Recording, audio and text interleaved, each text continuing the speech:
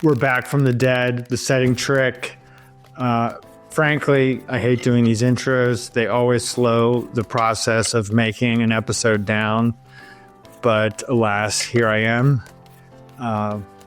Today's guest is Brian Reynolds, who might not be as well known as some of my previous guests, but I knew him a while back because he was featured in the film The Kids Table, and Brian has a pretty interesting reveal for those of you who are listening closely. I'm going to let him go for it. All right, I have today Brian Reynolds, who I came to know in my friend Ed Benda's film, The Kids Table. And we just met in person for the first time at the Las Vegas NABC. I was very impressed that you came just to kiss the ring in the Trumpian fashion here. In like the realm of the new era. So I couldn't it's the stage is yours. Brian Reynolds, one of the has a site where you teach bridge. It's called the Bridge Teachers. Good to have you on. Well, thank you for having me. I think it was your second episode you had Bob Hammond on. Yes. So this will be a different side of the bridge world. I have the distinct honor of when Bob Hammond was approached by a gentleman named Eli Borak. This is probably 20 years ago now, 20 plus years ago now. Eli Borak was a huge UCLA alumni, and I think that's how he knew Bob. And he was big in the bridge world, too. I played against him and his lovely wife all the time at the Barrington Bridge Club, RIP Barrington Bridge Club. Bob was approached and was asked to recommend a bridge coach for the UCLA bridge team. And he recommended me. And I have a voicemail, which I managed to, it was at a tape and I managed to save it. I have a voicemail of Bob Hammond on my answering machine saying, "Hey, this is Bob Hammond." Like I wouldn't know who Bob was, cause that's Bob all over. And he said, Eli Borak asked me, who should be the bridge coach for the bridge team. I said, you. So give him a call. And I got to be the UCLA bridge coach for 3 years. We grew from 3 players. When I started, we had 3 players, which is nerve-wracking when you're sort of the brief that you're given as a coach is go win a national championship. And the national championship is a 4-player format. And you've got 3 players. It's a little nerve-wracking. And we grew, there was I can't remember his name right now. There was a professor at UCLA who was also a huge bridge player in the bridge LA scene. And also I don't know if he ever won a national championship, but he was a very, very good, much better bridge player than I, named Adam. I can't remember his name right now. Anyway, sorry, Adam, I don't remember your last name, but I can see your face and I know I could probably tell you his system notes, but I can't tell you his last name, as in typical bridge player fashion. But he actually also came on because you had to have a professor because it was like an extracurricular club type of thing. Yeah. And he obviously did a ton of work as well. But it grew from 3 kids to at the end of my 3rd year, I think we had 9 tables regularly. Wow. Yeah. Of kids playing bridge. And, one team, I think we actually had 2 teams the last year, competing at the Collegiate World Championships. And my last year coaching, they did actually win a collegiate national championship. So it was really funny when I was listening to all these amazing people who play bridge at such a high level. And I was thinking, do I belong on this podcast? Right. Because if you want to hear about the time I executed a stepping stone squeeze against Paul Soloway, you're going to be waiting a long time. That didn't happen, right? Yeah. I have had the honor to play against top flight players. Samantha and I once had an amazingly unbelievable disaster playing against So tell us who Samantha is before I know Oh, who great. Samantha is, but great. Yeah, absolutely. So my wife, Samantha McDouglas, is the head teacher at thebridgeteachers.com. It's funny because you mentioned the doc, the kids table, which was Ed Benda approached us. We didn't know Ed. And actually, again, I believe Ed reached out to the ACBL, who reached out to Jill Myers and said, do you want to teach these 4 millennials how to play bridge? Yeah. I can only imagine what Jill said. If you know Jill, I can just imagine Jill being approached to give up 18 months of her life to teach 4 millennials to play bridge. She said no. But they said, who should we talk to? And they recommended Samantha. So it's sort of like the Chapel Rowan. I don't know if you know who Chapel Rowan is. She's an artist. I do. She has I like the Pink Pony. such a great song, right? She once, I think she was performing at Coachella, and she said to the crowd, "I'm your favorite artist." So I've been recommended to people as their bridge teachers. I mean, Jill's recommended me to her friends to play. I'm sort of your favorite bridge expert's bridge teacher. Got it. Well, Samantha is. I want to be really clear on this, because if you've watched the doc, The Kids Table, you would think that I was the bridge teacher of record for The Kids Table. And the reason why is because I'm loud and obnoxious and I like to say bold things. And meanwhile, Samantha is like just not that, just doesn't have that personality. But she did most of the work in terms of coaching. She really did coach them. But was it really 18 months? Yeah, it was 18 months of my life. Yeah, it's good. So when they first approached us, they said, we're doing this doc. It's about people learning to play bridge, 4 millennials learning to play bridge, which at the time was people in their 20s, mid 20s. And we want to compete seriously in a national championship in the next 3 months.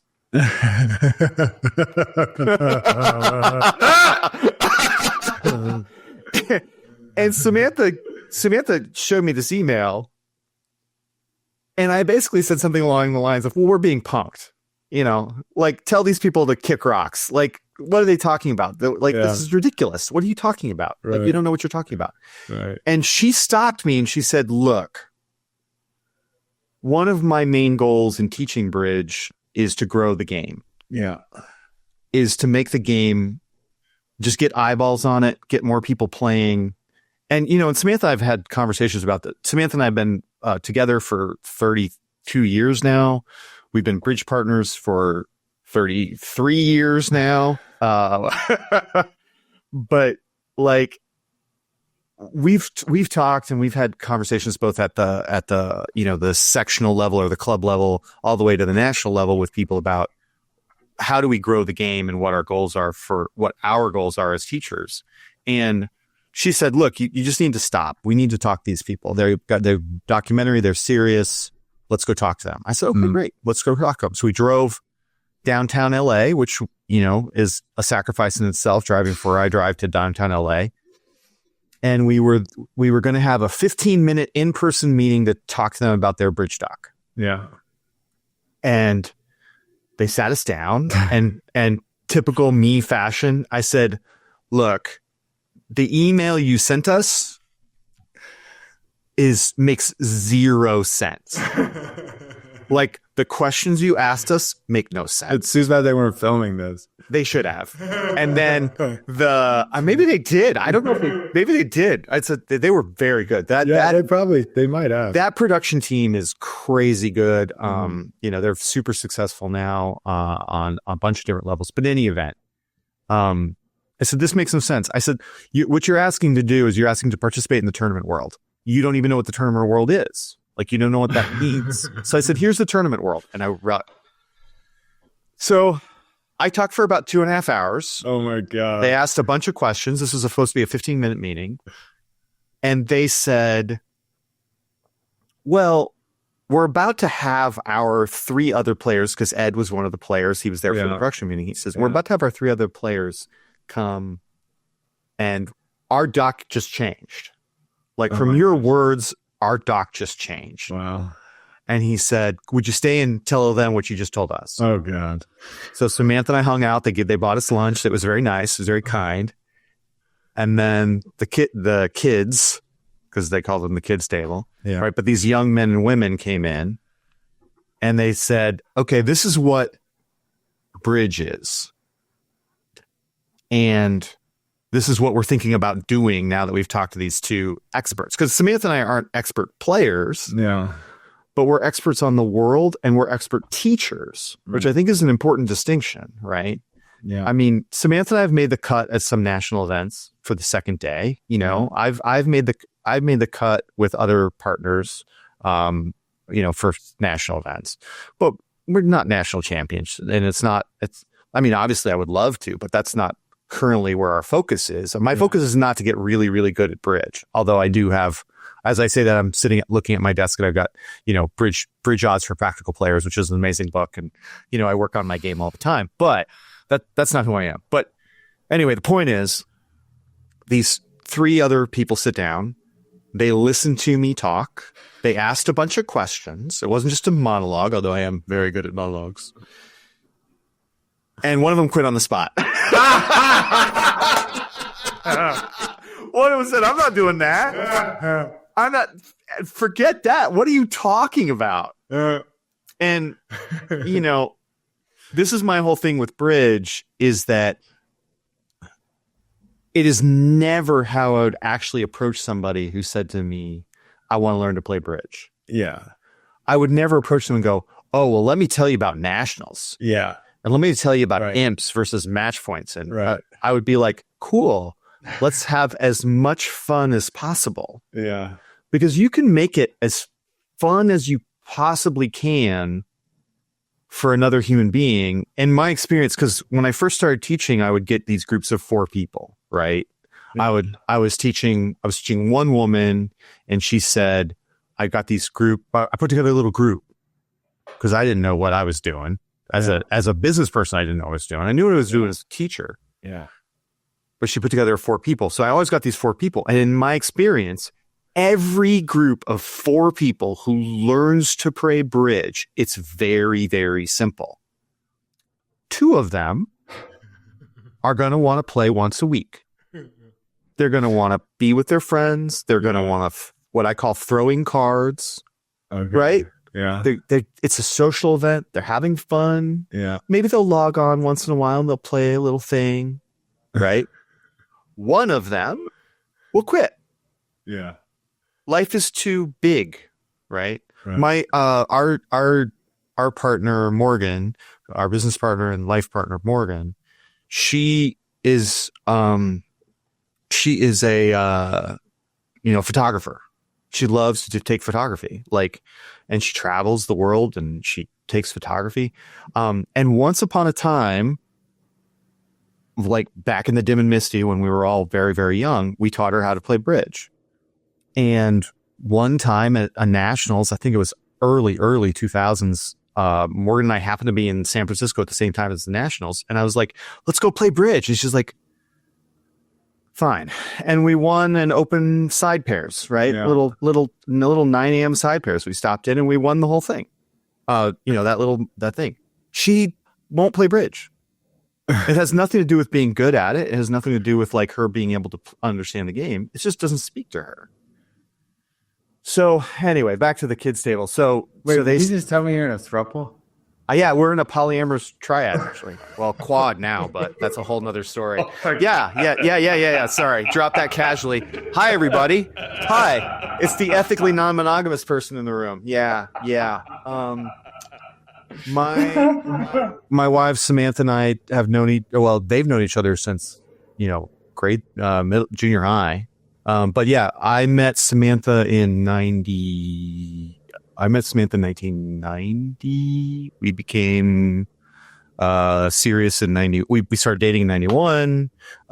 She said, you have to meet my best friend Morgan. I want to spend the rest of my life with her. I said, okay, great. And then in 93 or 94, we moved out to St. Louis of all places, gross, to sort of move in. And then at that time we discussed, cause Samantha and I had been we'd had an open relationship from the jump. Yeah.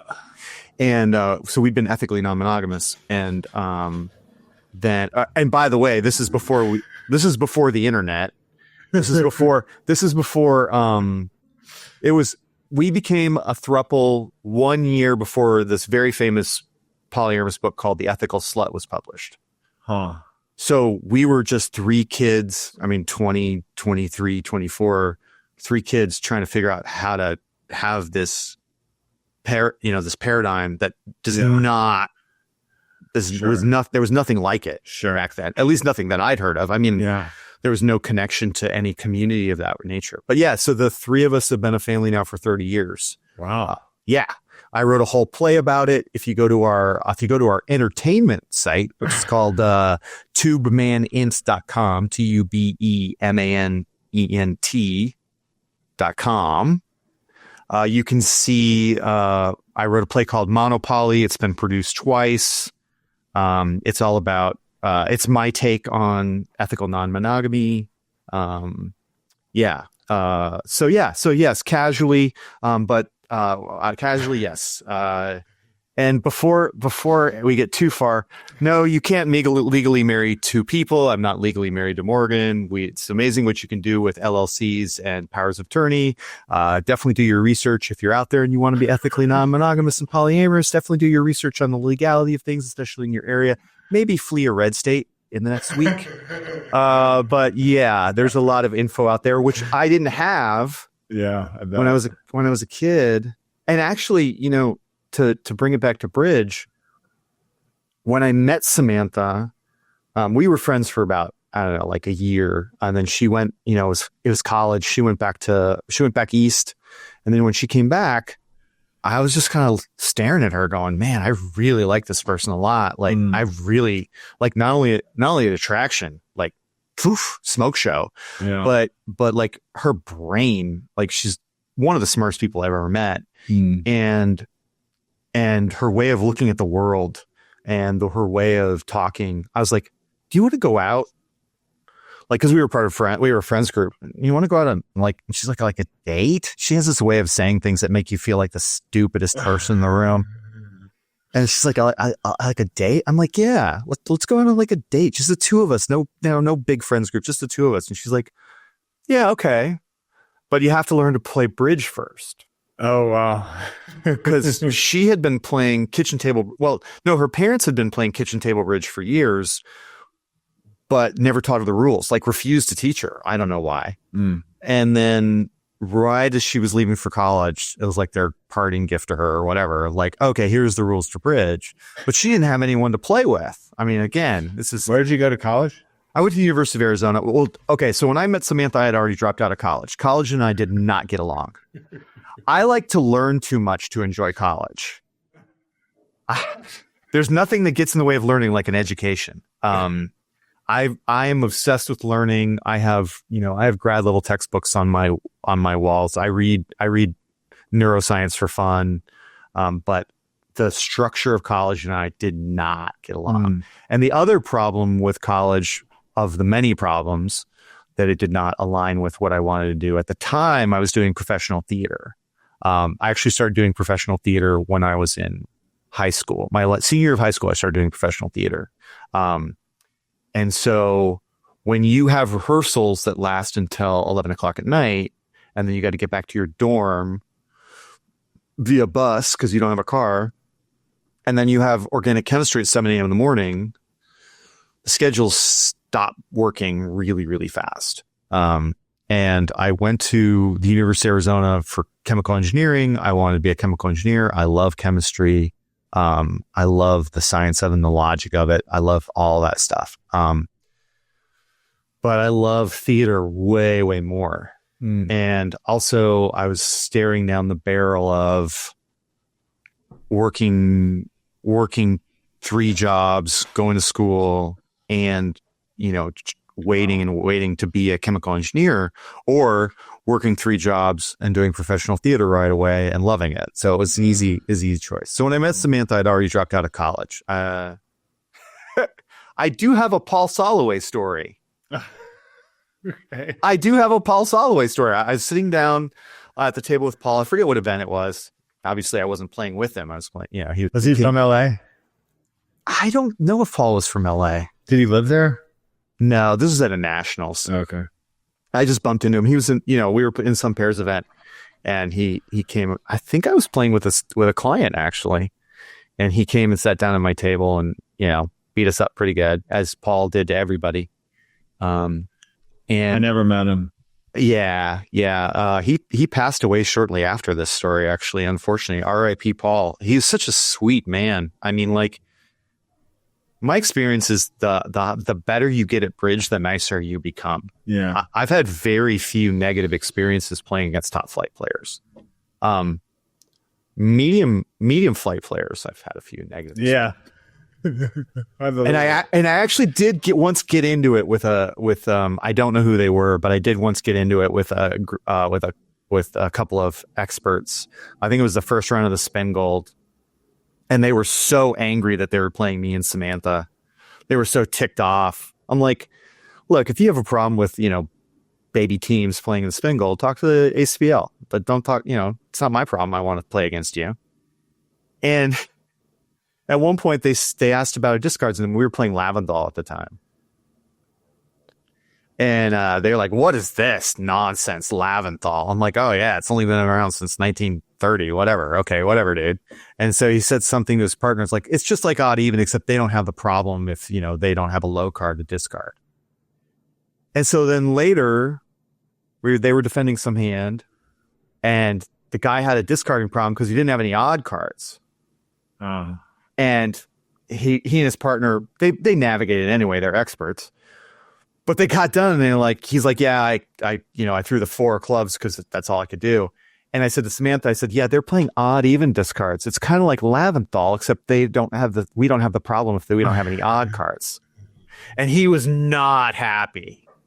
He was like, how dare you talk to me with your, 1,100 master points. So who won the match? Oh, they did. Yeah. We've never won a match in Spin Gold. The closest again, bridge stories, baby bridge stories, right? You're not going to hear stories of, Bob not leading the correct ace in the net, and costing his team the world championships, which I got a chance to talk to him about once, which was really cool. He's like, yeah, I should have known. That dude is like the coolest of cool. We were playing in, I believe it was Reno. And at the time, my knockout team had won something like 72 straight knockout matches. Wow. Because it was me, Samantha, and our GNT partners. And I think collectively we had something like 1,200 master points. But the problem is that we were way better than that, right? Like, I mean, if I were to be like brutally honest with myself, we probably had about the ability of like, let's say people with like 3,000 or 4,000 master points each, right? Got it. Yeah. Just being brutally honest with myself. Sure. But the problem with that is when you've got a team that should have like 13,000 master points or 12,000 master points, and you're playing against people who also have 1,000 master points collectively. Yeah. The score is ridiculous. We would win matches by over 100 on 24 board matches. So we go to the tournament directors and we say, look, we would like to play up. This isn't fun for them. It isn't fun for us. We'd like to play up. And at this point, we were 9 days into a nationals and we won every match, playing in 3 sessions a day on a 4-person team, which is crazy, but what are you going to do? And they said it kind of like to put us in our place. They said, okay, well, you have a choice. Like, you can play in the top bracket or you can play in your bracket. That's the only thing we can do under the rules. And they were expecting us to crawl back to our table bracket with our table penalties. And I said, oh, absolutely. We'll take it. We'll take the top bracket. We'll take yes, right now. Do it. And they went, oh, wait, no. I'm like, no. You just said we're holding you to that. We're playing in the top bracket. We're playing in the top bracket. Now, at the time, again, baby bridge player, I didn't know the firestorm that I had just created, because this is a nationals. It's not the 9 a.m. game. It's the 10:30 or whatever, or the 1 o'clock game. And I just bumped some team from, I don't know, Hungary or wherever, or, some national team from Scotland. The national team from Scotland just got bumped down to the second bracket. And that cascaded all the way down through all the brackets. And I didn't know. And the directors shouldn't have pulled this garbage. So all of a sudden, everybody hated us. I mean, we got people walking up to us saying, you shouldn't do this. This is unethical, blah, blah, blah, blah. And I'm like, you're talking to a guy with 400 master points? Like, he thinks he knows what just happened? Like, go talk to the directors. They gave me a choice. Which was to go beat up on another team, make everybody unhappy, or play against the best players in the world. And what do you think I'm going to choose? I love playing against the best in the world. Do I care that I've never won a match in spin goal? No. I learned so much by watching Bobby Wolf have an absolute disaster at the bridge table. Nothing like having a disaster when Bobby Wolf is kibitzing over your wife's shoulder. It's fantastic. It's definitely a learning experience. But anyway, so we sat down against Arena. I can never pronounce her last name.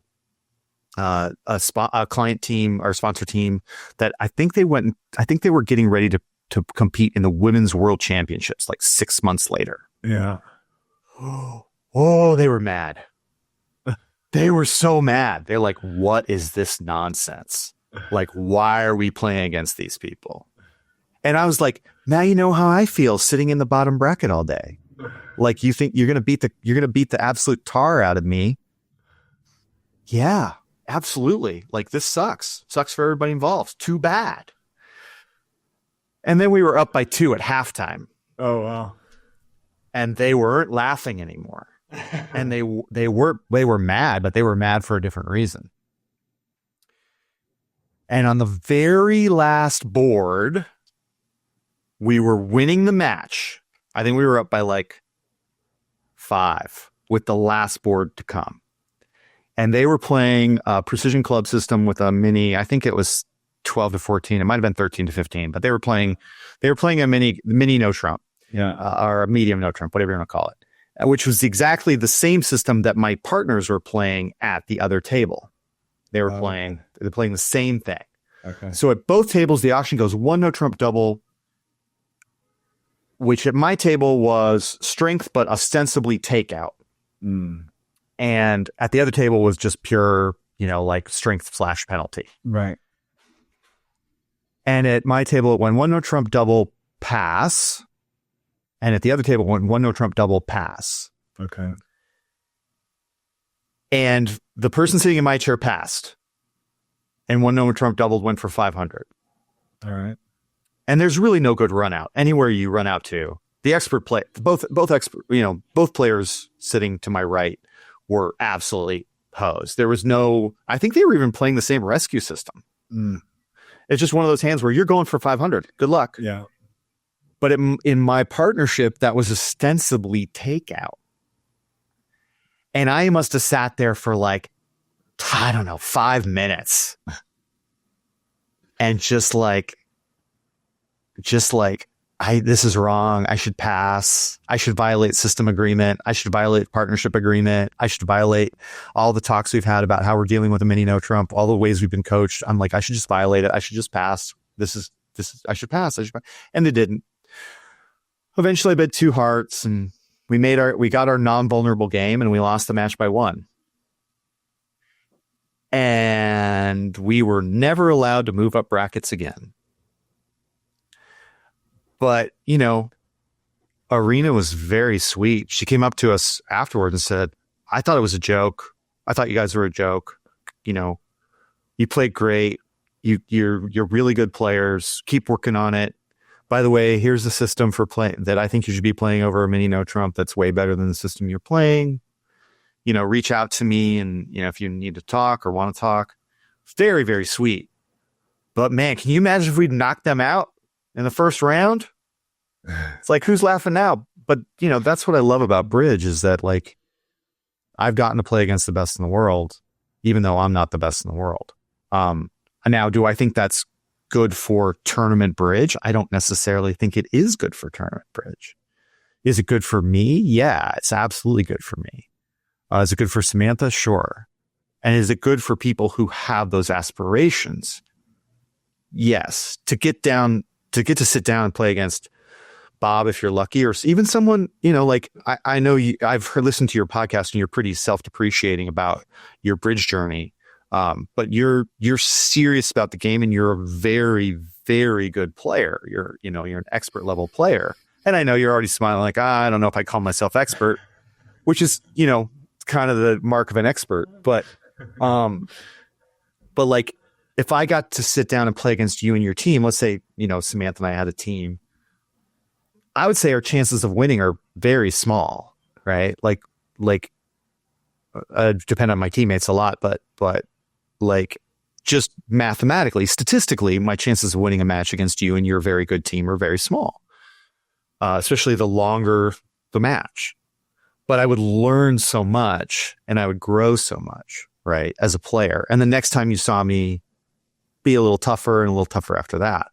I think that's really great for the game of bridge in terms of that's how it's accessed by people. But I think the challenge that players of a high enough level face is that in order for the game to grow, they have to have a less enjoyable experience than they might otherwise have. Right? Like you mentioned that I actually flew all the way out to Vegas just to meet you because I really wanted to be on this podcast. And if Bob Hammond calls you and says, I want to be in your podcast, you don't ask him to fly out to Vegas. Well, I thought you might beat him for the tournament. I wish I could. Samantha and I have not gotten to play regular tournament bridge in years, like just because we've been teaching so much. Like, I miss it. I miss going to the Nationals and playing for 11 straight days. And I definitely was a better player. Actually, right before COVID, I was playing on a sponsor team. And I was playing with a really, really good player. Oh my God. I'm sorry. I'm so bad with names, and I can see his face, and I can see him yelling at me for passing 3 spades doubled. It's the guy who plays with Finn, John. Oh, Ramos. Yeah, John Ramos. I was playing with John Ramos, and I was playing with him regularly. I got to play with John, and Samantha was playing with the sponsor, and oh my God, John is a masterclass. By the way, if you are a bridge player, if you're listening to this podcast and you're like an intermediate or advanced player, you have, you're playing in tournaments and you have aspirations to get way better at tournament play, look up John Ramos, call him up, say, hey, I want to take lessons from you. Because I specialize in people who've never touched a deck of cards before. Yeah. Right. Yeah. If you're already good and you want to get better, John Ramos, man, he gave me an education at the table every single session. And he was great to play with. I love playing with John. Love playing with him. And I actually texted John before this interview because I looked up your name in ACBL live. Yeah, I saw that you guys were on a team that had won a knockout together. So I texted him. Our sponsor wanted to. Well, she was more about learning the game, but she was in position to win. I think it was Rookie of the Year or one of the Master Point races. Yeah.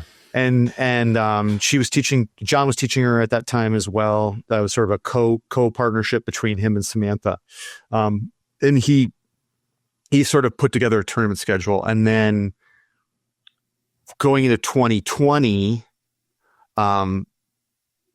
we were putting together a tournament schedule, and I was tasked to put together a tournament schedule. So I put together a huge tournament schedule for 2020, which, you know, I'm sure I was sure I was more excited for that tournament schedule than John was.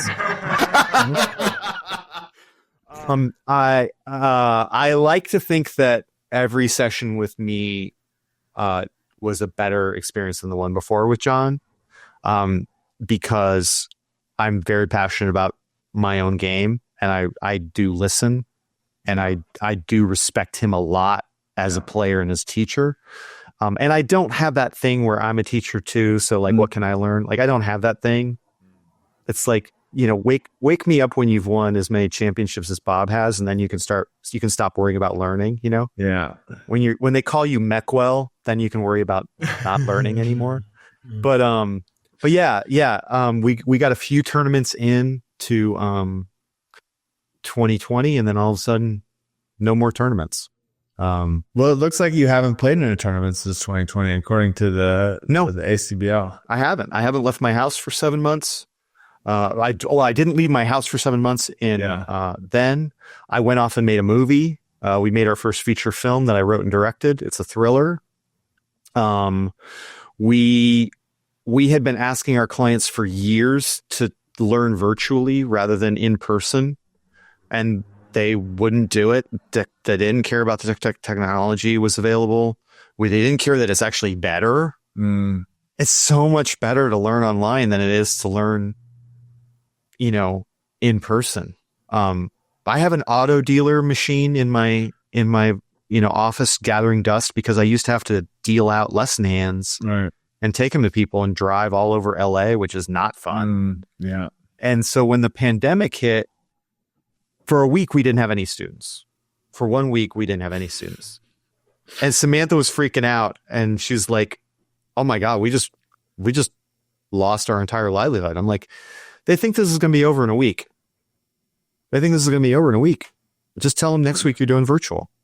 And then a week later, started getting groups back, and we switched to virtual. And the other thing is, we had been wanting to launch our Bridge website. We had been working on it steadily. It's actually mentioned in the doc.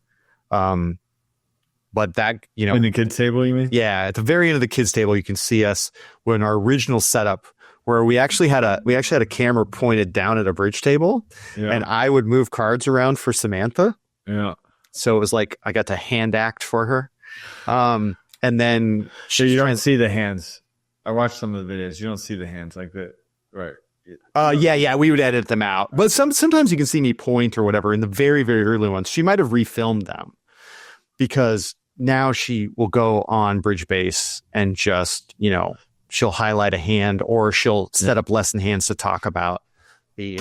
I'm curious, you know. I feel like I've talked for like a solid hour. I'm curious what you thought of our teaching website for beginners. I mean, I had some issues getting connected at first. Right. And we fixed that. And when we met up in Vegas, you told me about the 2-minute, you had a 2-minute video. Yeah. Figure out how to watch Bridge. And so I watched that. And then I watched a couple other things. It seemed like there was a menu of like a lot of things. Like I would wonder how people consume it. Yeah. One of the things we are currently in the process of adding in is me saying, hi, welcome to the site. You might see this library of over 500 videos, and you might think, oh my God, just start here. And me pointing at a thing and saying, when you've watched these, come back and I'll have another little thing for you. Like if you're confused, watch this, because that's the whole thing about Bridge, right? It's like, what do you like? Cantor talks about teaching play first. I think Bob also thinks you should teach play first. Other people think you should teach betting first. I think betting's a lot easier to teach than card play, especially defense. Teaching people defense is really difficult. It's difficult for them. It's difficult for you. It's sort of the last thing people get even sort of competent at is defense. And I think it's really easy to it's really easy for us who know the game to see the entirety, right? The gestalt of the game. And then to take out a little piece and go, well, I'm going to teach this little piece, but in our heads, we can see how that little piece connects to every single other piece of bridge. Yeah. Right. So it's like, so no, that's great. That's great feedback. And that's what we're always seeking to do is like understand the end user experience of the site. And the big thing for us as teachers right now is if we manage to get your eyeballs on our site, man, would love for you to sign up. Then we want it to be something where you feel like we're there giving you the game as opposed to, yeah, here's a huge pool, jump in and swim. Yeah. Which has always been our attitude towards teaching bridge. Like I sort of feel like the crazy wilderness and the crazy prophet in the wilderness, but I have never cared about making a good bridge player ever. I don't care. I don't care because let's imagine, John, that you could wave a wand and tomorrow 1 million people decide they want to learn to play bridge. Yeah. Well, what do we know just statistically? In my very small data set experience, by the next month, 250,000 of them are going to quit. Yeah. 500,000 of them are going to become casual bridge players ranging from social to maybe a regional here and there. Right? And 250,000 people will become you. What the no? I mean, I am like as in on bridge as anybody. I mean, you ask me what I do. You don't play a lot of bridge. But wait, you don't think those people are out there? I mean, I definitely think that I don't know. I think that I'm like hyper. Yeah. Yeah. I once met a woman at a bridge club. I was playing at the Beverly Hills Bridge Club, which is still around, thank goodness.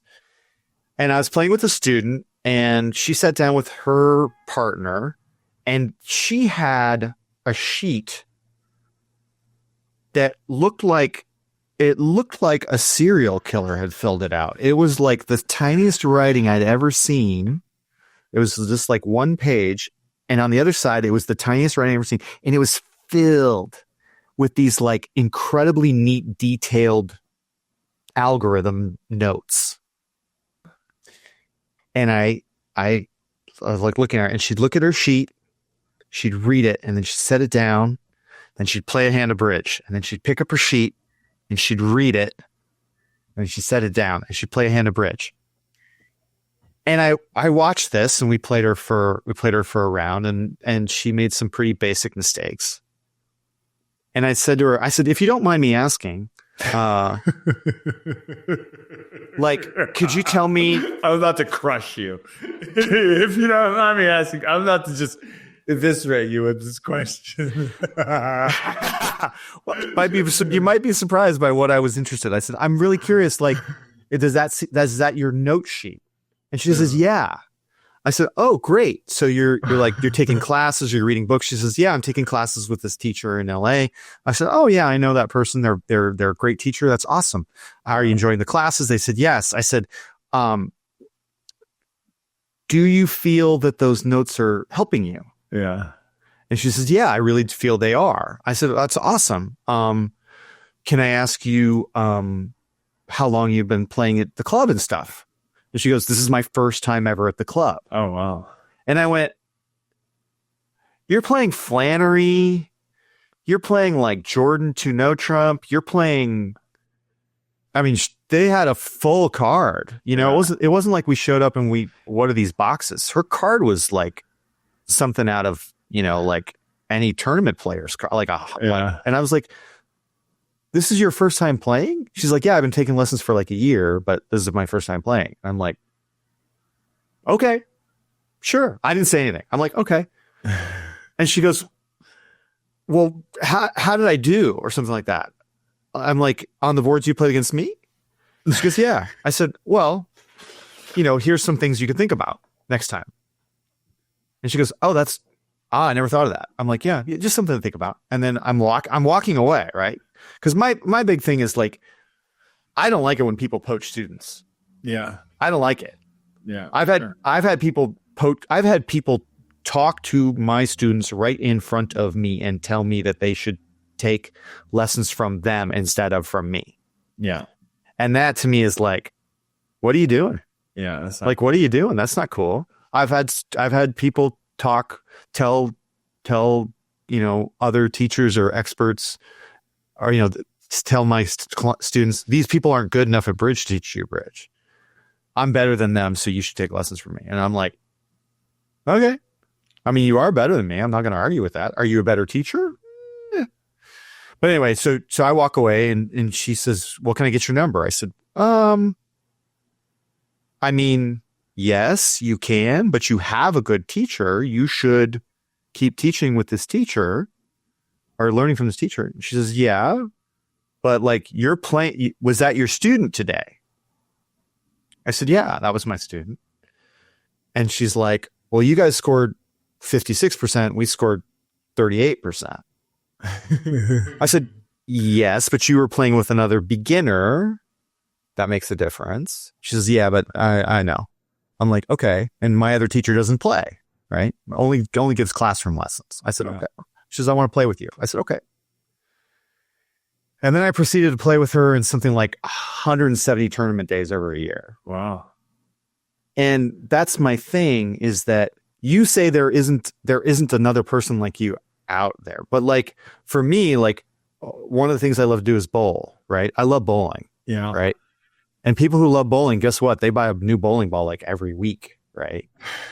People who love rock climbing, if you want to start talking to them about rock climbing, they'll talk your ear off about like finger holds and leverage and da da da da.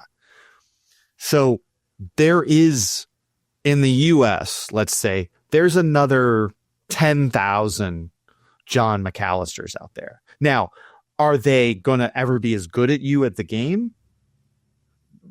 No. Some of them will be slightly better. most of them will be worse. Some will be right around your level. They'll get there, right? Just talent, time, opportunity, all that stuff. But they'll dive headfirst into the game. Mm. And in my experience, you don't have to do anything to get those people to show up at a tournament. Right. Like, I don't know a lot about, when did you learn to play? I learned, I was in freshman in college, but it was at my parents' house. Okay, cool. My aunt was visiting and she suggested we were going to play hearts. She said we should be playing bridge. There you go. Yeah. And it was like, I loved it from the moment, like I was a little reluctant at first, but then when we started playing, I just loved it. Uh-huh. And I wanted to play as often as I could, but I really only knew to do it with my parents. Right. And then obviously it evolved over time to where, I had a bridge teacher, my first bridge teacher. Right. And she took me to the local bridge club, which I wouldn't have thought about.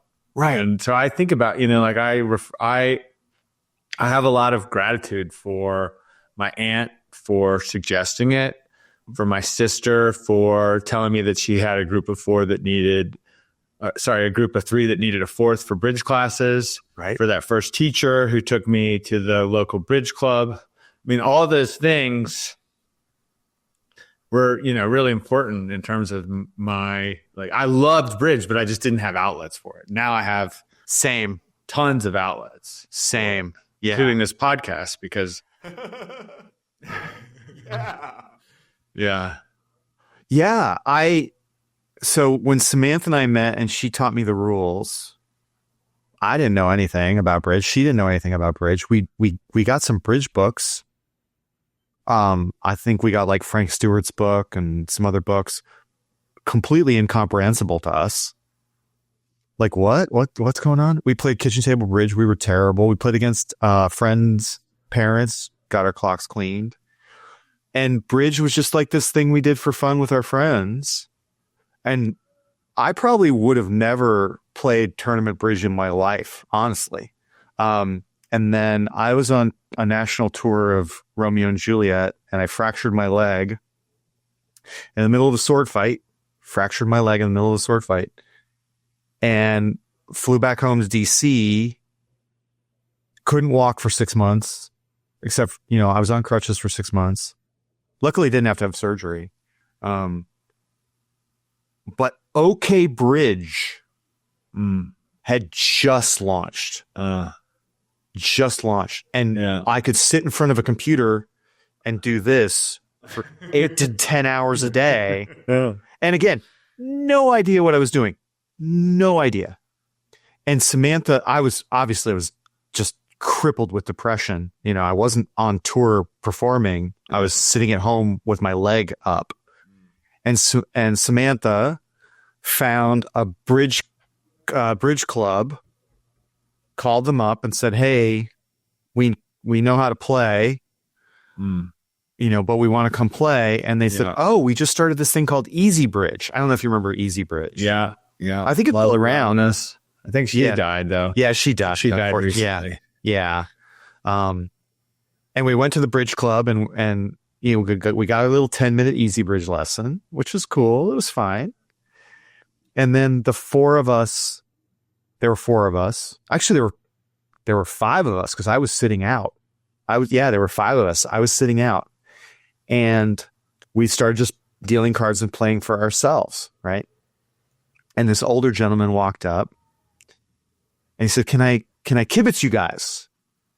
And I played chess as a kid, so I knew what kibitz meant. Nobody else did. I'm like, it means he wants to watch. And they're like, "Oh yeah, I mean, we're terrible, but okay." And he's like, "That's fine, I don't care." He sits down. He's sitting over Samantha's right shoulder, and her partner leads the ace of clubs. And Dummy comes down, and Dummy plays, and Samantha goes to play a card. He says, "Oh, don't play that card." She goes, "What do you mean don't play this card? My partner's winning the ace. Why would I play a higher card?" He goes, "No, play the 8 instead of the 2. And that way he'll know you like it."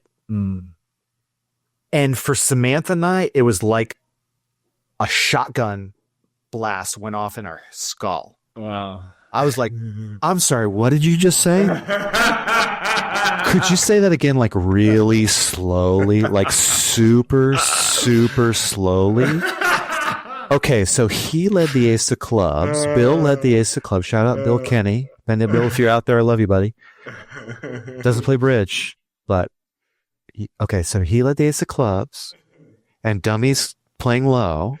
My partner's winning the trick. It's a suit contract. Okay, play the 8 instead of the 2, and then my partner will know what. And I said, "Okay, what else can you tell us?" Like what? Tell us everything. Tell us everything. And one of the players was Morgan. Not her thing. She learned to play, but not her thing. One of the things was my friend Bill Kenny, another friend Jesse, and they didn't become bridge players. Yeah. But Samantha and I, we started playing tournaments. We started playing at the club the next day. I would crutch in. They would give me a north-south, even though this is back in the day when you had to be 90 years old to get a north-south. They'd give me a north-south, and someone would be pissed.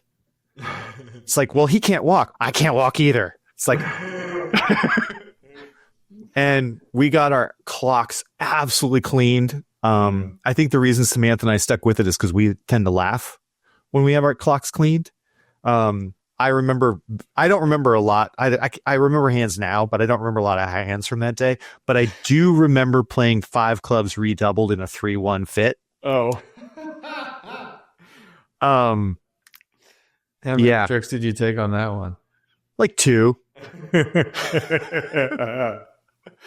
a big score. It's a big score. It was a big score. It was the biggest score I think I've ever been a part of. But yeah, we've always laughed though. I mean, I think that's one of the reasons why Samantha and I survived is many years ago we were playing in a KO, and it was 9 a.m. It was day 10 of a nationals, and there's a joke in our family and my partnership, that I always F up key card. Always. Yeah. To this day, I always F up key card. Like, I'll stare at the box and go 1, 4, 3, 0, 2, and I'll still mess it up. So Samantha and I have a key card auction, and I bid 7 no trump. And he leads, and I realize I'm off 3 cashing aces. This is board 1 of 9 a.m. knockout, the finals of a 9 a.m. knockout on day 11 or whatever in nationals. My brain is mush at this point. 4-person team, 4 sessions a day for 11 days. And they didn't double you? They did not double me. And my lefty was on lead with an ace, did not lead it. My righty was on lead with 2 aces, or not on lead, but my righty was on. Well, there's no way you can make 7 no trump with no aces. Yeah, so I'm down. I'm down 4. I'm down 4. So I say to Samantha, "Thank you, partner." I proceed to play it as fast as I can because, just rip the bandit off. We're down 4. Yeah. And Samantha and I bust out laughing. We are laughing hysterically. She's like, "You always F up key card." I'm like, "I always F up key card." And our opponents are staring at us like, what is wrong with these people? Like, how come they're not screaming at each other? And I'm like, that's hilarious. Lose 13. And then we won the match 113-13. Wow. Baby bridge, right? But back to getting players. Like, I wish that 1 million people tomorrow would try bridge. Yeah, for sure. But the thing is, this is my question. Do you think that would be a positive experience for tournament players who already exist? If let's say you got 1 million people to look at bridge and try bridge seriously, like they tried it for 3 months. Yeah. And you got 500,000 new tournament players across the US. Yeah. Do you think that would be a positive experience for the current tournament player? I mean, my without much thought response. I mean, I can see how it would be there's going to be some kind of some turbulence. Absolutely. Because you got all these new players. It would be amazing. I made a documentary movie about bridge, and I saw it. It was great. And thank you. And my goal, absolutely, would I bridge. I mean, you don't need me to tell you this, that we would love it, but yeah, it probably would be. It would be difficult for sure. But that's just not even 500,000 tournament players. What is the event that creates that? I just don't see any event. Queen's Gambit. Yeah, I mean, even look then, at chess.com. Even right? then, they're going to have to. There's going to be a learning curve. You don't just become a tournament player. Don't just become a tournament player. So this is my thing. What is a tournament player? I mean, I would say a tournament player is somebody who plays in tournaments. Right. Right. If they follow the rules, they're not revoking, they don't realize they need to bid 5 clubs over 4 spades instead of 4 clubs. Right. If they don't, first time I ever played a bridge club, I tried to claim by collecting all of cards from dummy. Got my hand slapped, literally slapped. And the woman apologized. I went to reach for the cards, I dummy, and she slapped my hand. Which is, "I'm so sorry, but if you do that, it's going to screw up the entire game." And I'm like, not a problem. Right. But if they're not doing that, right? If they're not that, the fact that they show up and they pay their card fees, to me, that makes them a tournament player. Mm. And I think there's a perception in the bridge world of, not from you, but I think for most people, it's a tournament player. Well, they have to know Stamen, or they have to know this, or they have to know third hand high, second hand low, third hand high. Right. And my whole thing is, no, a tournament player is someone who shows up and gives you whatever it is for card fees, $20 in card fees, and sits down and plays bridge. That's a tournament player.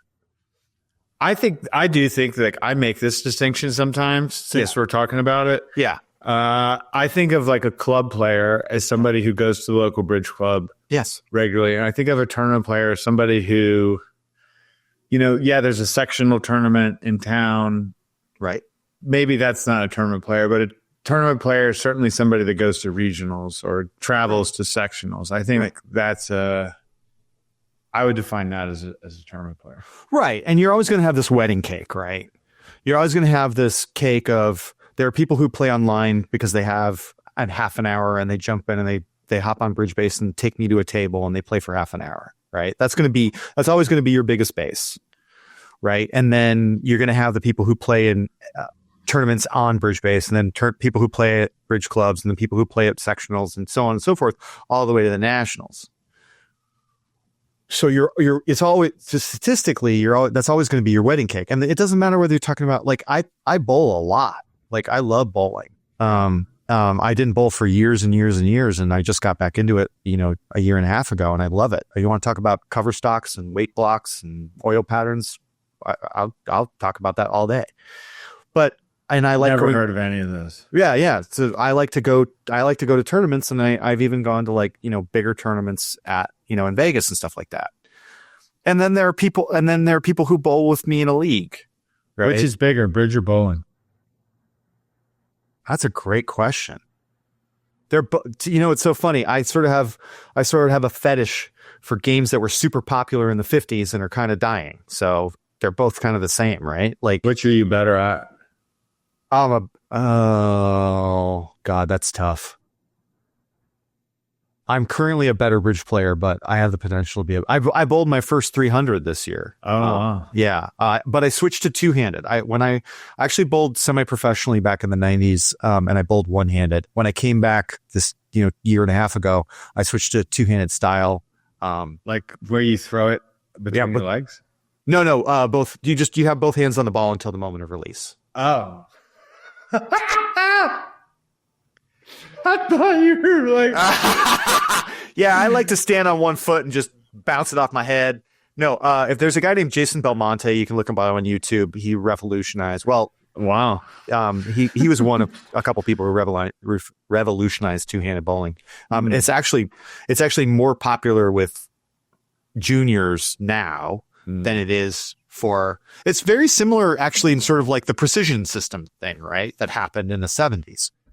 Where this, sort of weird system that, CC Way put together, or, commissioned to put together, or however you want to think of it. And then all of a sudden, it became like this thing.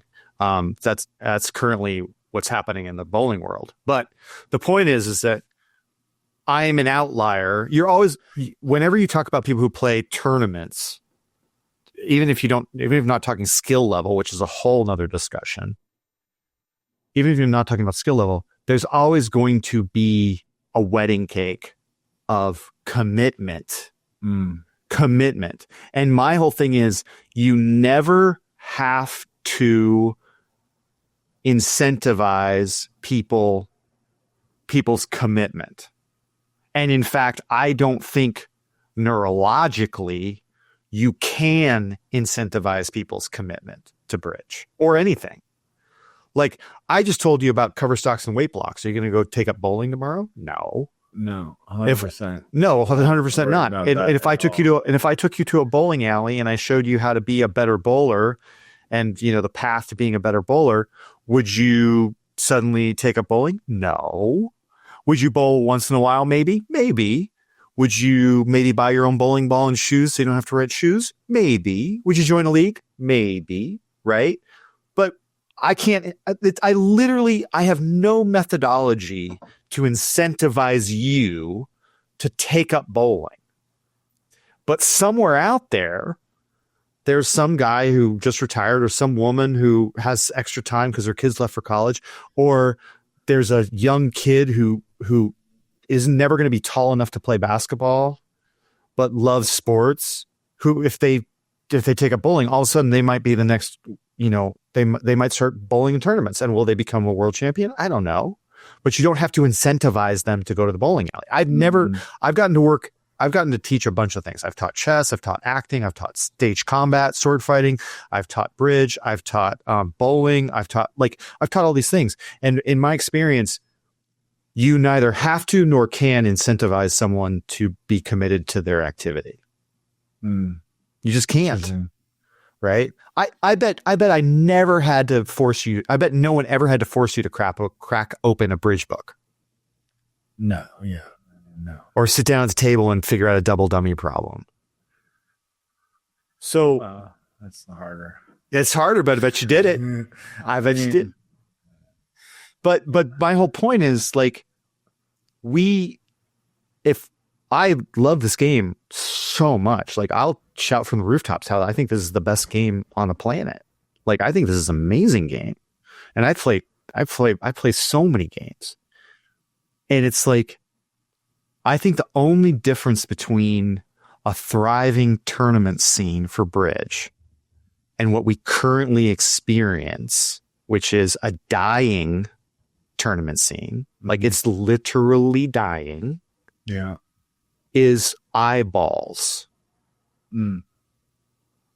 Just eyeballs. And I think there's some other problems too. I actually have a question for you. Okay. Which is, what is your opinion of master points? Love master points. You do? Give them to me. Yeah. You mean you like getting them? Yeah, for sure. Do you think they're good for the game of bridge?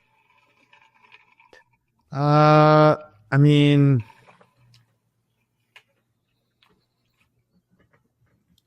like, I mean, I don't know.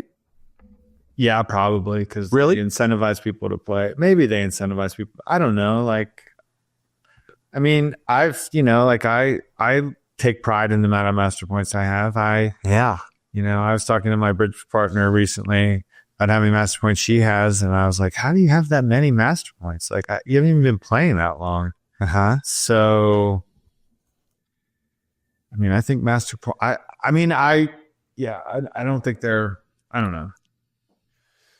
So, in the kids table, I wasn't there for that interview, which so it was great to see it afterwards. They interviewed the head of the ACBL at the time, and they talked about master points. I believe the sequence in the doc starts with me going, master points, like some grumpy old man, get off my lawn type of thing. I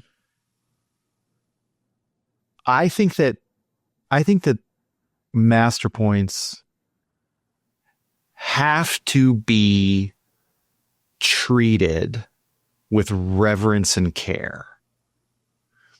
And I think that when you talk about people about their master points, we have to really honor and sort of like acknowledge the significance of master points. Like if you say to me, I have this many master points and X number of them are platinum, right? I think it's very, very important that the bridge community as a whole go, wow. And I'll tell you why. Because master points are really hard won. Like, in a certain extent, you can just sort of sit in the water and accumulate master points. But that's not true for a lot of people's master point experience, right? The problem that I have with master points is what it does to people who are playing bridge for the first time. Right. Oh, I never got to finish my Paul Soloway story. This is a good time for this. So Paul cleans my student I's clock for 2 boards.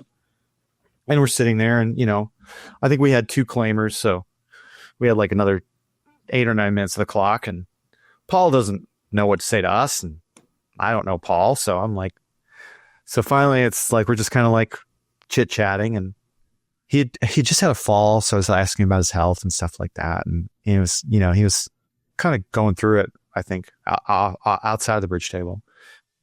And right as he getting to leave, I said to my student, I said, I'd love to give you a little interesting trivia fact. And she goes, okay. I said, if you take my master points, and Paul was the number one master point holder at the time, and you divide it by this gentleman's master points, you have my GPA from college. And Paul laughed. And then I think he kind of felt bad about laughing. And he says, "Oh, you must have been a really good student." I'm like, "Paul, we both know what the joke was, but I didn't say that." But, I'll tell you another story about master points. So when Samantha and I took Easy Bridge, and then Andre Leroux, who is the gentleman who told Samantha to play the 8 of clubs instead of the 2 of clubs, who 2 years after that day gave away my wife at our wedding, walked her down the aisle and gave away my wife at our wedding. Shout out to Andre Leroux. He taught us a little bit. I think we kind of knew Stamen, sort of, and they said there's a tournament this weekend, and Samantha and I are like, let's go. So we go in to play in the 0 to 5, and we had like an 81%. Oh, wow. So then we play in the 49er, I think, and we had like a 78%. Wow. And we said, you know what? To heck with this. We're going to play in the 299er. And we had a 70%. And I said, this isn't bridge. I don't know what this is, but I don't want to do this anymore. This isn't fun. We're going to go play in the open pairs. Samantha said, absolutely. Let's go play in the open pairs. We did okay. I think we had like a 39, 40%. We didn't embarrass ourselves. We didn't know like a 25. Right. But oh my God, it was so much more fun. And then the last event, Sunday evening of a sectional, I think. It was a huge tournament. Sectional. This is back east in DC. They had a pro-am. They took everybody in the field and they arranged them by master points. And the top played with the bottom and so on and so forth until, the 2 middle players played together. And I had like 0.1 more master points than Samantha. Yeah. Because somebody had invited me to play with them at the club when Samantha was working. She's working 3 jobs. So Samantha goes off with some top flight player. I don't know who it was. I'm sorry. The name is lost in the mists of time. But they won, by the way. They won the whole thing. Oh, wow. It wasn't close because Samantha was way better than, I think she had like 0.3 of a master point, right? Yeah. And I had 0.45 of a master point. So I sit down across a gentleman who was advanced in years, let's say. And I say, hello, I'm Brian. I'll be your partner. I'm a beginner, but I have a card. And he does not respond to me. Like at all. Like doesn't even look at me. So I'm sitting there and I'm like, okay, I don't know what's going on, but expert level player. I'm just going to be over here with my cards. We get first board comes out and non-competitive auction, the opponent's bid to 4 spades or whatever. My partner leads. And in the fullness of time, he revokes twice on the first hand. Just doesn't follow suit. So the director comes over, adjudicates the result, goes away. Second board, he revokes twice on the second board. Wow. Just doesn't follow suit. And I go up to the director's table. I said, excuse me, I'm so sorry to say this, but I think there's been some sort of misunderstanding. You see, I am playing in the pro-am and I have 0.45 of master points and I should be playing with a player who has the most amount of master points. And I am clearly playing with another beginner right now. I think there's been an error. I think I'm playing with like either the number 1 player who doesn't have the most amount of, the least amount of master points or somewhere in that range. And the director said, no, that's not possible. We do this all the time. I'm like, no, I'm serious. I really do think there's been an error. She goes, no, there hasn't been. I said, well, my partner just revoked 4 times in 2 boards.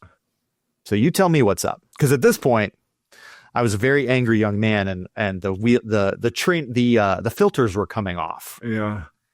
And she goes, she does this. Like if this is me, she goes, oh. I say, what do you mean, oh? What's oh? And she goes, oh, well, that's Jerry Smith or whatever. I'm like, you say that like I should know who Jerry Smith is. Like, what? He's like, he is one of the top players in the DC area. Yeah. He's won every tournament in DC for the last 40 years. Yeah. Uh-huh. He has like over 10,000 master points, which back in 1990 whatever was a ton. I said, uh-huh. But he had a stroke 6 months ago. Yeah, I figured that was the case. And I'm like, okay. And she goes, do the best you can. I'm like, okay. And, I grew up, my grandmother was very big into philanthropy and I took care of a lot of, older citizens in my youth. And I took care of my grandmother when she was getting older and in the hospice situation and all that stuff. So it's like, okay, I'll go take care of Jerry for 24 boards. And it really stuck with me. That moment stuck with me. And then throughout my time as a bridge player, master points have consistently been something that has lessened my enjoyment of the game of bridge. And as I learned more and more about the neuroscience of learning, there's one particular factor when you're in a community or group, there's one particular factor or in your learning experience that is pretty predominant, which is the quality of your peers. So let's say you're learning knitting, for instance, right? If you are in a group with people who are all better than you at knitting by a substantial amount, you don't learn as well. Oh, interesting. And if you are in a group where you are better than everyone else, you don't learn as well. The absolute optimal experience for you personally is to be in a group of people where everyone is a little tiny bit better than you. So the optimal peer group for learning is something where everyone is about the same level when it comes to learning. Interesting. And they also find that it's also the best optimal experience for just joy, right? Well, what's joy? Let's measure it in terms of dopamine, serotonin, and all that, the cocktail of, chemicals, so we can keep it in the science realm, is when, if you sit down at the bridge table and it's kind of a coin flip of whether or not you're going to win or lose, that is the optimal conditions for enjoyment of your competitive experience. Interesting. If you know you're going to lose, right? When I sat down, I can't remember their names. I'm so sorry. It was like, everyone called him Pratap or Paratap. He had played this weird system where they were playing 2 or 1 when they were vulnerable, but like some like yeehaw mini no Trump system when they were not vulnerable. There's a guy named Pratap. Yeah. So we were playing against him in the first round of the Spin Gold. Bobby Wolf was sitting over Samantha's shoulder. They won the silver in the World Championships like 6 months later. They cleaned our clocks, of course. And Samantha and I had our disaster. It went 2 clubs, 2 diamonds, and Samantha passed. And in the fullness of time, they bid 7 diamonds, and I took the push to 7 no trump, went doubled, and went for like 500. Or no, went for 1,400. And they told us, hey, do you have a system over interference over 2 clubs? I'm like, no. And they're like, oh, well, this is the system you should play. I'm like, cool, awesome. But yeah, Bobby Wolf got to watch that happen. How can they make 7 how can they make 7 diamonds, but you have a stopper in their suit for no trump? Are they going to guess your... So what ended up happening was I bid 2 clubs and I had some balanced 22 to 24 count, right? And my lefty had every other high card in the deck with a long diamond suit. missing the ace, but Oh, every other high card in the deck. Maybe I didn't. No, did I have it? Yeah, I did have it. the ace. No, my partner had nothing. No, their partner had the ace of diamonds. It got wild. No one knew what was going on, right? I think he bid 7 diamonds because he thought he literally told me later. He's like, I thought you were psyching, and I'm like, it's illegal to psych a 2-club opening. He's like, yeah, I didn't think you knew that. I'm like, okay, well, fair enough. I mean, I got 700 master points. Like, I get it. But yeah, no, it was wild. That was wild. I wish I had the whole hand, but I didn't write it down. I was too busy going, wow, I just like, and Samantha was mortified. Poor Samantha. She was just sitting over there passing and like not understanding what was going on. Like, why was I bidding like a wild man? And I at the time, I don't know why I thought she had something, but I thought this guy was just bidding preemptively, yada, yada, yada. But, I learned a lot in that moment, right? But the thing is like, I'm an outlier. You're an outlier. We look at those moments and go, yeah, I got my head beat in. It's quote embarrassing. I don't find it embarrassing. I think that's the key, right? Is like the first time Samantha I ever played it in a regional. It goes 2-no turn by Samantha. I bid 3 hearts. Super excited to try this new convention we learned called transfers.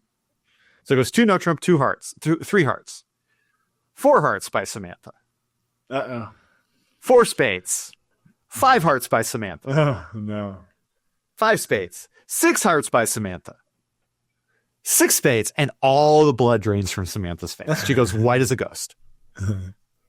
She never forgot transfers again. Like ever. But that's the whole thing, right? It's like bridge requires you to pay in blood. Like literally, bridge demands that if you want to be good, you have to suffer. I bet if I asked you for some disaster stories, I bet you have some Lulus. Trying to think. I played with this kid who's so UVA has a bridge club, and I played with the president of the club in a sectional Sunday, sectional Swiss, and we drove to Richmond, which is like an hour drive each way. And he told me this story about how I played with another kid from the club a year ago in a sectional in Lynchburg, which is like an hour in the other direction. We had driven down there, and it was our first time, the only time we played together. And he said there was a hand where, I guess he threw my partner was declaring, and he threw away the wrong card at trick 12. And I like walked away from the table for like 5 minutes. And that was like, and I was like, oh man, I didn't realize that he knew that. And then I was thinking about it because I could remember the deal, and I remembered that the reason I was so pissed is because the person he saved the card from a suit that the person had already showed out on that was going to knowingly was going to be on lead. They had already showed out in that suit, and he'd saved that card. So, yeah, I messaged that guy today, and we had a laugh about it. Yeah. Samantha and I were playing in a really big, I think it was a regional. It was at the LA Casino down in Inglewood, and it was our GNT team, and with 1 round to go, we were leading the Swiss. We were leading the Sunday Swiss. And it was a big deal. And Samantha and I bid to 6 spades, and she didn't rough out dummies hearts and make the contract. So we lost, and we took second or third. I can't remember which one. And she was gutted. Oh my God. She was so devastated. She cost us the match, blah, blah, blah. And I was like, oh, that was a lot of bridge. To point out one hand. Like, look, learn if you take away from this that, rough out a suit to set up dummy so you can discard. If you take that lesson away from today, worth it, right? Does it suck to not win this Open Swiss in front of Jill Myers, in front of all these Sid Brownstein, all these players that we admire, Ed Davis, Mitch Dunitz? Like, to win a Swiss with those people in the field, like, would it have been a huge feather in our cap? Yeah. Does it suck we lost? Yeah. It's not your fault. I mean, like, I didn't play perfect bridge. What are you talking about? It's a 2-session Swiss. Like, I could have definitely won us more victory points earlier in the day, whatever. Like, let's not make this all about you, but she was gutted. That was one of the worst drives home ever. Are you kidding me? Like, to win a 2-session Swiss with that field. Yeah.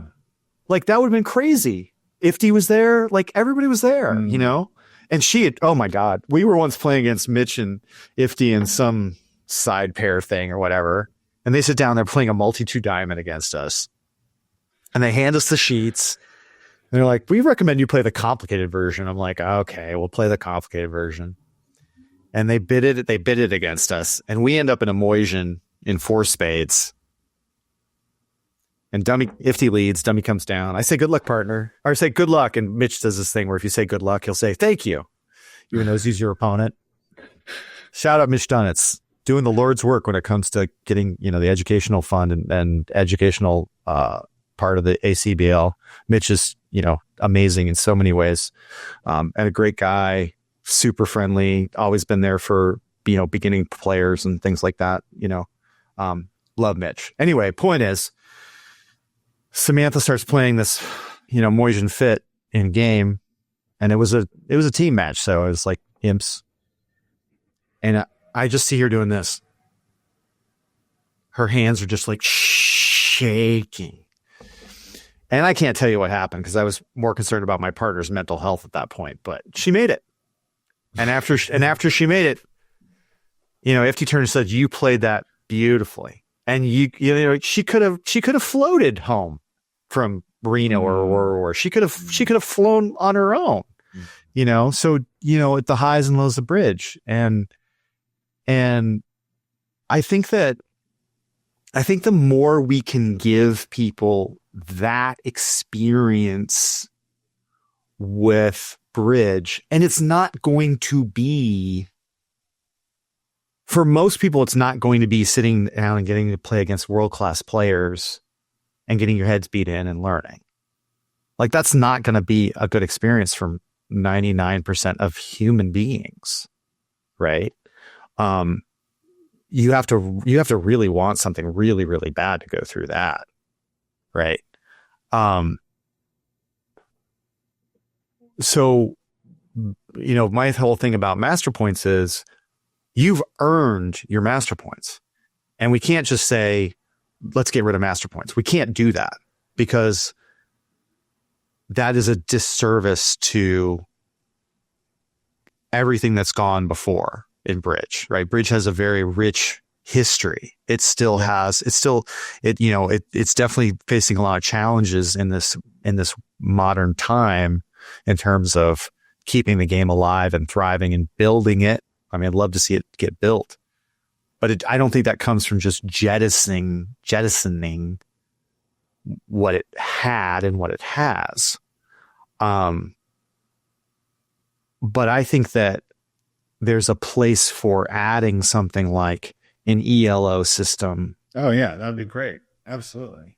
So it's like, and I think that would be tell the kids table doc story, your perspective on them playing in the Risinger board event.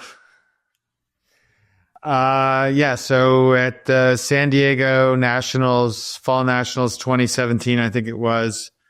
I mean, the Risinger, for those who aren't experienced tournament players, don't play at the NABCs.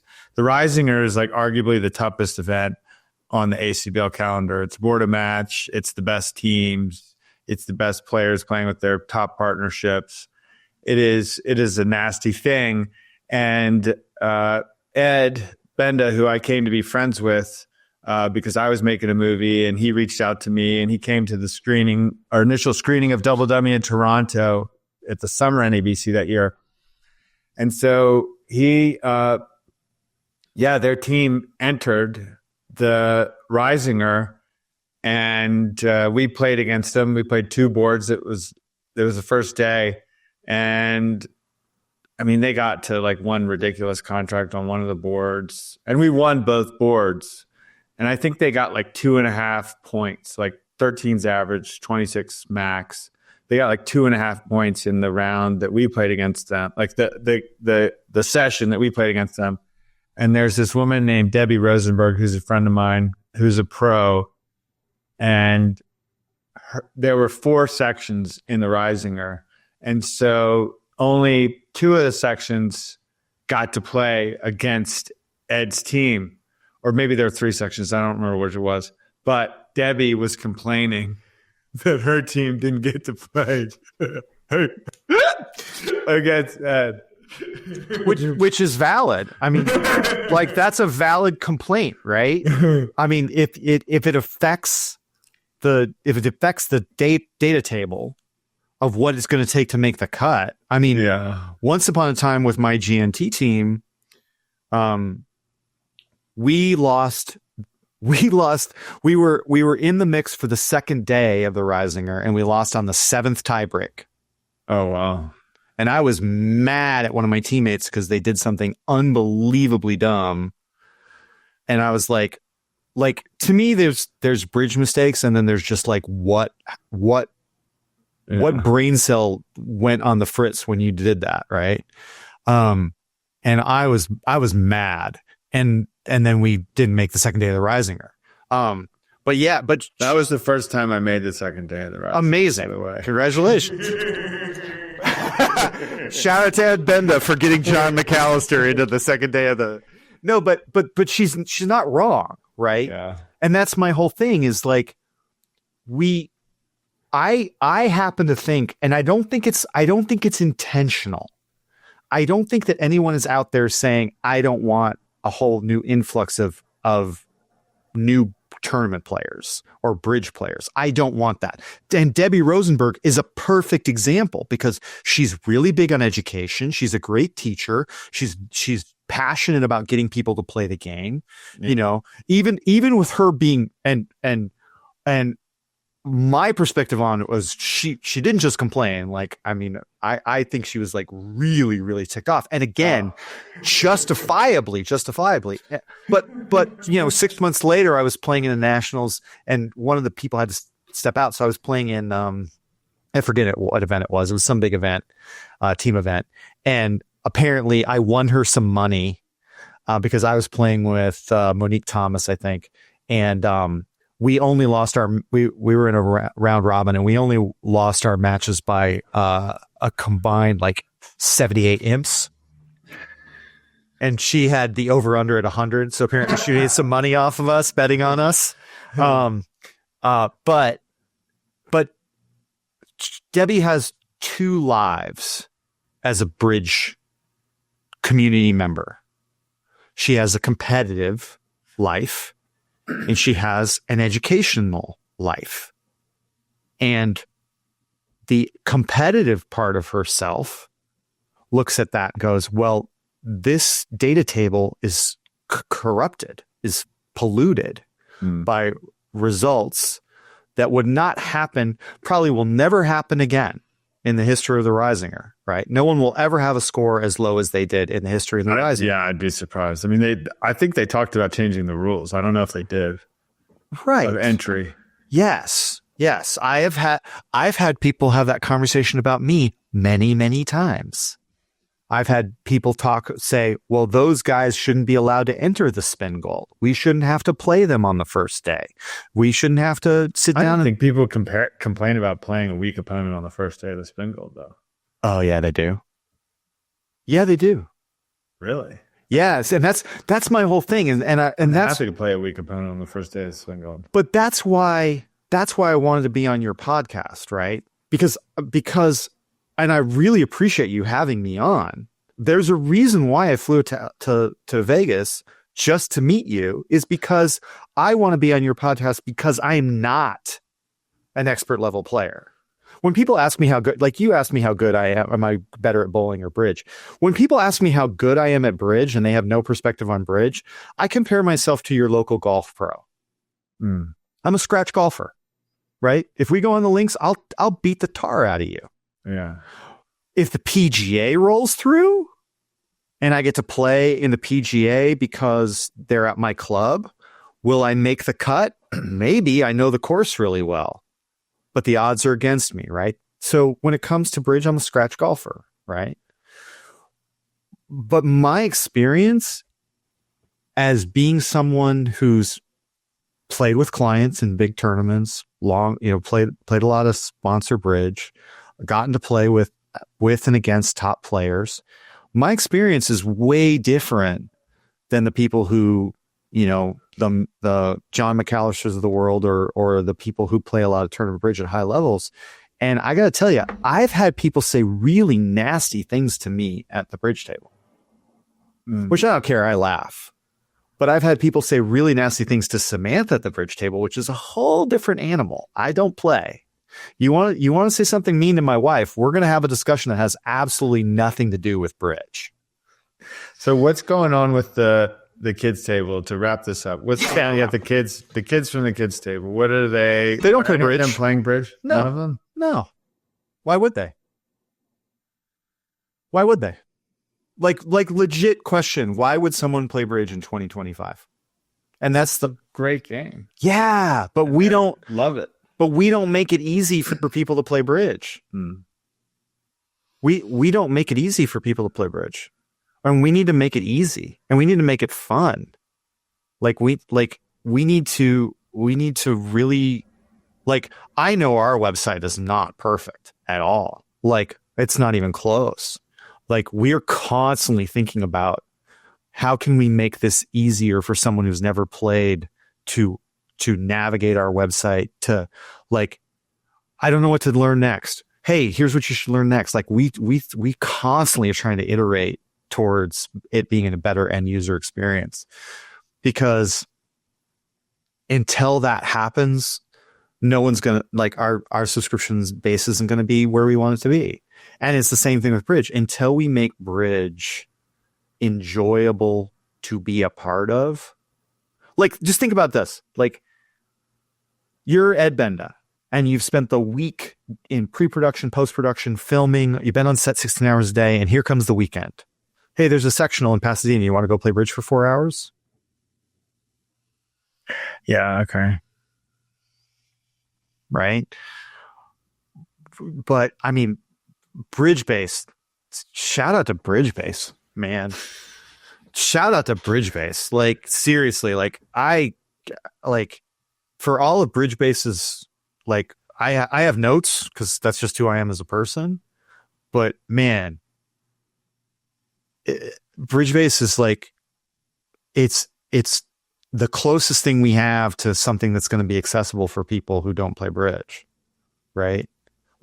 I talk about it all the time. Sign on, make an account. You could be playing in 5 minutes. Are you going to be good? No. Are you going to piss off your partner? Yeah. Play against robots if you're awkward. They have robots. You don't even have to embarrass yourself in front of human beings. And you can play for 5 minutes and then you can go home, or you can click on something else. But that's my whole thing, right? It's let's get 1 million people playing bridge, and then we'll get, 10,000 John McAllisters, which is what we want, right? We want 10,000 people who are yeah, I spend my weekends playing bridge with kids from UVA. You spend your weekends playing bridge with kids from UVA. Yeah, I mean, he's I enjoyed. Yeah, we need 10,000 more of you. We need one of you in every college, from community college to D1 in the U.S. We need one of you in every college in the U.S., right? And then you'll have all the bridge players you want. You'll have a regional every weekend, right? But when we won't have 10,000 of you until we have 1 million people who log on to Bridge Base once a month and play for half an hour. All right.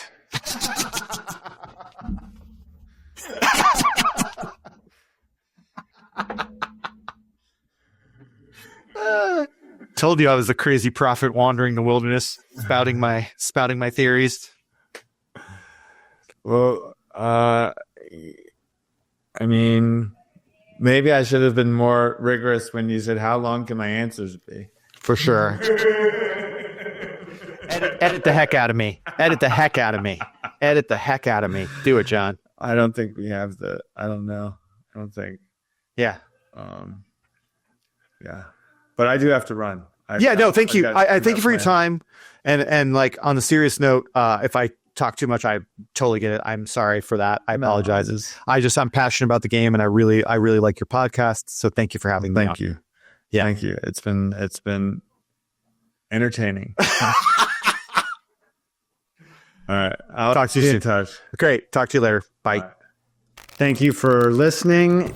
And I hope you'll check out my new web series. It's called Bridge with Ballers. You can find it on YouTube. There'll be a link in the show notes at thesettingtrick.com. And it's my first guest. It's a trial episode that I recorded with a friend named Danny McNally, who I've known since we were sports camp counselors together after my junior year of high school. So please check that out and let me know what you think. Thanks.